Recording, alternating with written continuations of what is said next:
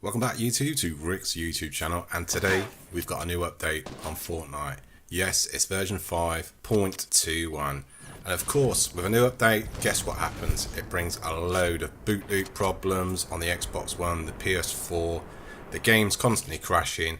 With every update that Epic bring out, the game gets worse as we go on. So this is for anybody that's got a problem at the moment after installing the new update, whether it's going into boot loop mode, it's crashing when you're entering the game, it's crashing when you when you're jumping out the battle bus.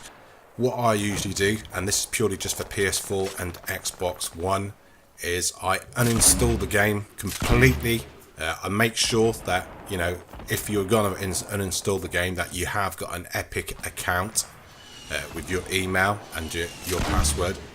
That just means all your save game data will be saved on the Epic server, so you will not lose anything if you uninstall Fortnite on your system. So once it's uninstalled, then I like to power cycle the Xbox One, or if you've got a PS4, just clear the cache, the save game data off the PS4, and then go over to the Xbox store or the PS4 store and re-download it.